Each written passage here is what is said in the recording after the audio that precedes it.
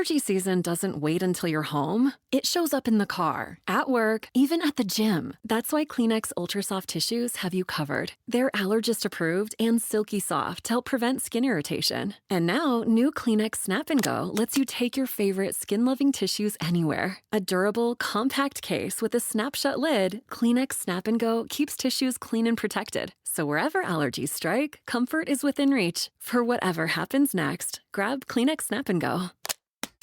When maintaining your daily wellness rituals is important to you, the change in routine during the summer can feel daunting. Kachava's new travel packs help you stick to your daily ritual, even when you're on the go.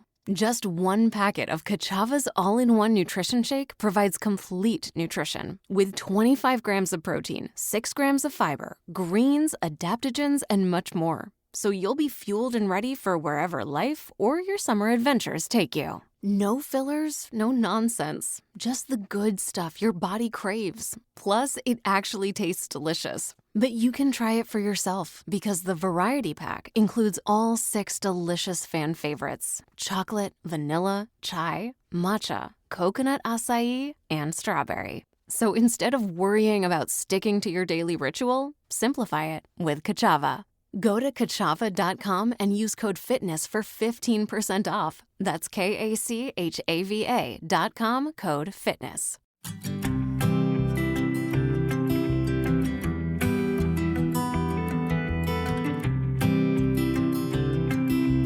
As the bloody Civil War came to a close, slavery was formally abolished in the U.S. in 1865. With this amendment, many African Americans who were born into slavery in the South were free for the first time in their lives. Richard Toller was among this group. He was born around 1837 on a plantation in Lynchburg, Virginia. After the war, he went on to work as a blacksmith, stonemason, and carpenter, according to interview excerpts gathered by the Federal Writers Project.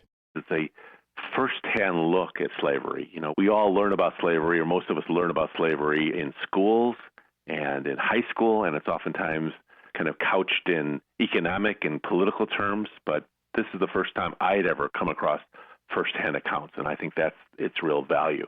That's Richard Cahan, co-author of the book River of Blood, American Slavery from the People Who Lived It. The new release chronicles nearly 100 profiles of those that had been enslaved in the South. Each profile features a photo and a short excerpt from an interview with that person conducted by the Federal Writers Project during the late 1930s. The project was created by the federal government after the Civil War in an effort to capture the raw experiences of those formerly enslaved. So this was about 70 years after the end of the Civil War. And the people that were interviewed were at least 70 if they were babies, but they were in their 80s and 90s, and even some were 100 years old. And they talked about their experiences and their thoughts. And one thing that's very unusual about this book is that we've used photographs, portraits of formerly enslaved people to go with their words so that you really get a sense of the power of their words and their pictures together. The dozens of writers that made up the Federal Writers Project interviewed nearly 3,000 formerly enslaved men and women. Most of the interviewers and most of the interviewer/photographers were white. And here these people were being asked by white people for the first time in their lives what they felt like, what they experienced. They were being honored and valued. And then at the end of this interview, they were being asked to pose for photographs. And I think that many of the 96 people who are on the book really took this moment to make a statement about their resilience and their pride. So many of them are men were pictured in suits, but on the whole, people were just wearing what they were wearing. But they're always sitting up ramrod straight, or even if they have a cane, they're standing very stately. And I think they somehow, and I don't know how, understood the importance of both giving their testimony, which was essential, and being photographed. One of the women interviewed and photographed was Mary Ann Burleson Patterson. She was born into slavery around 1840 in Louisiana and forcibly relocated to Texas after her and her mother were both sold to a slaveholder near Austin. At the time of her interview, she said that she doesn't know exactly how old she is, but she could be anywhere between 97 to 102 years old. That picture of Mary Ann Burleson Patterson, it's a woman just standing with a hoe in front of her, and she's got on a long apron and very beautiful dress, and not dress, but work clothes. And she was born around 1840, so when she was interviewed, she was very close to 100 years old, and she's still hoeing the land. Despite the horrors and hardships of slavery, Burleson Patterson went on to marry and raised 15 children on her family's farm. The Federal Writers Project found so many stories similar to hers, stories of resilience, strength, and the will to start over again. This one woman, Betty Simmons, was talking about how she was very glad that the Civil War ended when it did, because the slaveholders were about to put her 3-year-old boy into the field, and she just wrote, they took them young. And Felix Haywood, another person, talked about how some African Americans, a few of them, most people stayed on the plantations, but a few wanted to move north. His words are so brilliant. He just wrote, they seemed to want to get closer to freedom so they'd know what it was, like it was a place or a city. Many who were formerly enslaved remained in the South after the end of the Civil War and tried to find work nearby. They had to start their new lives with absolutely nothing, and obviously in the South especially, so much hatred directed towards them.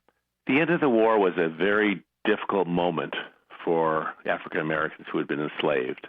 Very few could read or write because they were prohibited from reading and from owning writing instruments, and they weren't equipped to do much more than to live a life on a farm, a hardworking life on a farm.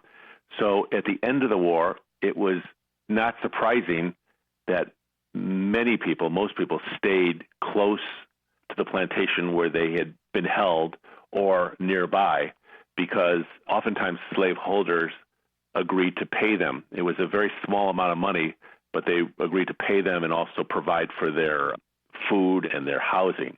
And it was a difficult choice to stay, I'm sure, on plantations, but I think that it was a choice that many people saw as a practical choice, especially after the first couple of years at the end of the Civil War.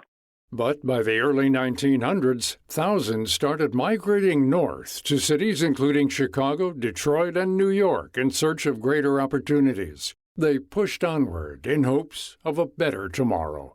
These words and portraits gathered from formerly enslaved men and women and cemented in history are vital to remembering this dark period in American history. To see some of the photos featured in the book River of Blood, American Slavery from the People Who Lived It, visit viewpointsradio.org. For more behind the scenes, check out Viewpoints Radio on Instagram, X, and Facebook. This segment originally aired in February 2020 and was written and produced by Amira Zaveri. Our studio manager is Jason Dickey. I'm Gary Price.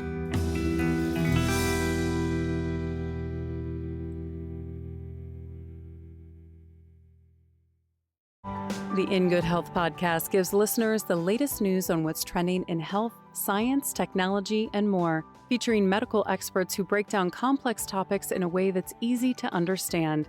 The mice that ate the salmon that had been fed the soybean meal diet got obese. So it's not just what you eat, but it's what the thing you eat has eaten that's important. The In Good Health podcast, available wherever you find your favorite podcasts and at ingoodhealthpodcast.org.